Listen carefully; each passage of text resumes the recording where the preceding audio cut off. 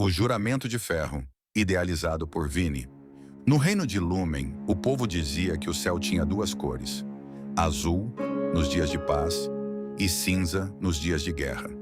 Fazia 3 anos que só se via cinza. A princesa Serafine cresceu aprendendo a diferença entre um sorriso falso de festa e um sorriso de verdade. O primeiro ela usava toda vez que saía em público. O segundo só dava para uma pessoa. Esse alguém se chamava Aldrich.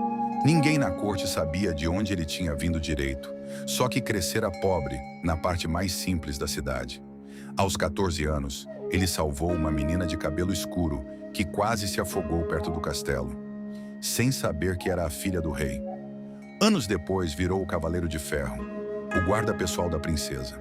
Ele fez um juramento: protegê-la com sua espada, com seu corpo e com seu silêncio. O silêncio era a parte mais difícil, porque calar o que sentia por ela era a coisa mais dura que ele já tinha feito. Um dia, o rei Bruno reuniu a corte para dar uma notícia. Serafine se casaria com o príncipe do reino de Corvo para acabar com a guerra entre os dois países. 20.000 soldados seriam poupados. Há uma vida para salvar 20.000, disse o rei, como se isso fosse um consolo. Serafine não chorou na frente de ninguém. Chorou depois sozinha no jardim, com a única testemunha sendo essa armadura de Aldrich. Porque um capacete fechado não conta segredo de ninguém. Eu não deveria ter nascido princesa, sussurrou ela, encostando a cabeça no peito de metal dele. Assim meu coração seria só meu. Ele tirou a luva, tocou o rosto dela com a mão nua. Pela primeira vez em 9 anos de juramento. Foi o gesto mais arriscado que ele já tinha feito. E o mais sincero. Naquela mesma noite, Serafine não conseguiu dormir. Pulou o muro baixo dos jardins usando um capuz simples, sem joias, sem coroa, só uma garota fugindo do próprio destino por algumas horas. Encontrou Aldrich onde sempre se encontravam, quando ninguém podia saber. Uma velha torre de vigia, esquecida desde antes da guerra, escondida atrás da estufa de rosas. Você vai se meter em problema, ele disse, mas abriu a porta mesmo assim. Já estou em problema. Um problema chamado casamento com um homem que nunca vi na vida.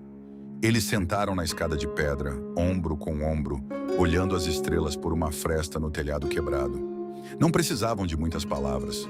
Aldrich segurou a mão dela, devagar, como quem seguraria algo que pode quebrar. Se eu pudesse escolher, disse Serafine, eu escolhia isso. Uma torre velha, um céu cheio de estrelas e você. Se um dia o mundo permitir, respondeu ele, eu vou estar esperando bem aqui. Ela sorriu, o sorriso de verdade, o único que ele conhecia. Ficaram ali até quase o sol nascer, sabendo que aquela pequena liberdade tinha prazo para acabar. No dia do desfile de noivado, a cidade inteira foi ver Serafine caminhar ao lado de Aldrich, como sempre fazia, com a bandeira do reino balançando no vento e a capa vermelha dele esvoaçando atrás. Foi então que um mensageiro chegou correndo, cansado da estrada, com uma notícia grave. O príncipe de Corvo estava morto havia 3 semanas, mas a notícia ficava pior. O verdadeiro culpado era o Lord Cássio, tio do príncipe, e agora, com a morte dele, o novo governante do reino de Corvo. Cássio tinha mandado matar o próprio sobrinho, em segredo, para tomar o poder, mas escondeu a morte do mundo inteiro, porque precisava do casamento acontecendo de qualquer jeito. O plano dele era simples e cruel. Se Serafine se casasse com o príncipe, mesmo ele estando morto, usando documentos falsos e um substituto escondido no dia da cerimônia, ela ficaria presa dentro do castelo de Corvo, como uma rainha sem poder nenhum. Assim, Cássio poderia dizer ao mundo que governava os 2 reinos juntos, sem nunca precisar declarar guerra. Porque aos olhos de todos, o casamento teria sido legítimo. Era uma armadilha, tomar Lúmen por dentro, usando Serafine como uma prisioneira de coroa na cabeça. Diante da notícia, o rei Bruno ficou sem saída. Um tratado assinado não se desfaz fácil. Nenhum rei pode simplesmente quebrar sua palavra sem risco de guerra. Aldrich quase puxou a espada. Era o que um herói de história faria: lutar, arriscar a vida por amor. Mas Serafine segurou o braço dele antes que a espada saísse da bainha. Guerra é exatamente o que o Cássio quer, disse ela, olhando fundo nos olhos dele. Ele aposta que eu sou só uma coroa bonita, sem poder de decisão. Vamos provar que ele está errado. Ali mesmo, na praça cheia de gente, na frente do mensageiro de Corvo, Serafine ergueu a voz e lembrou o povo de uma lei antiga, esquecida havia 200 anos. A lei do protetor de sangue e aço. Nos tempos antigos, quando uma rainha não tinha noivo disponível para selar a paz, ela podia escolher na frente do povo o próprio protetor como marido. E esse casamento valia como qualquer tratado. Um casamento precisa de um noivo vivo, ela disse bem alto para que todos ouvissem.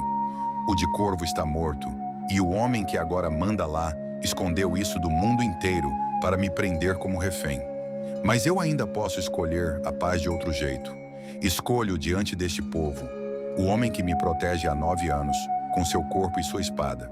Se o Lorde Cássio quiser guerra por causa disso, que ele explique aos outros reinos por que matou o próprio sobrinho.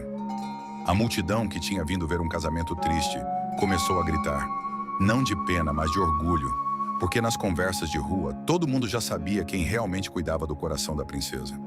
Sem exército pronto e sem explicação para dar aos outros reinos, Cássio não teve escolha. Aceitar a jogada de Serafine como um fato já feito. Declarar guerra por causa de uma lei antiga e válida faria com que todo mundo visse ele como o vilão que realmente era. Aldrich se ajoelhou na pedra fria da praça. Ouviu Serafine dizer, enfim, na frente de todo o reino, as palavras que ele esperava havia 9 anos. Não como um súdito ouvindo ordens, mas como um igual sendo escolhido. Quando se levantou, tirou o capacete pela primeira vez diante de todos.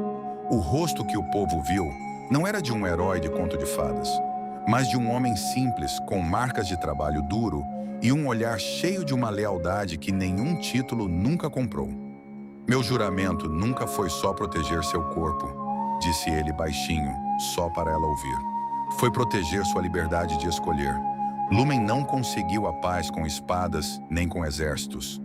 Conseguiu com uma lei esquecida, um povo que gritou mais alto que um vilão ganancioso e um amor que se recusou a ficar calado quando mais precisava falar. Depois disso, as pessoas contavam nas tabernas que o verdadeiro poder de uma coroa não está no ouro que ela tem, mas na coragem de quem a usa para proteger quem ama. E no fim, ninguém esperava que a história de uma guerra terminasse assim, com um casamento simples, uma torre velha cheia de lembranças e 2 corações que, no fundo, todo mundo sempre torceu para ver juntos. E você? Até onde iria para proteger a liberdade de alguém que ama? O Juramento de Ferro é uma história sobre amor, lealdade, coragem e escolhas diante de uma guerra que parecia inevitável. Quando uma princesa é colocada diante de um destino que não escolheu, ela descobre que talvez sua maior força não esteja na coroa que carrega, mas na coragem de escolher o próprio caminho. Conta aqui nos comentários. Você teria coragem de desafiar uma tradição para escolher o seu próprio destino? Se gostou da história, deixe seu like, inscreva-se no canal e compartilhe com alguém que também ama histórias de fantasia, romance e aventura. Escuta que lá vem história.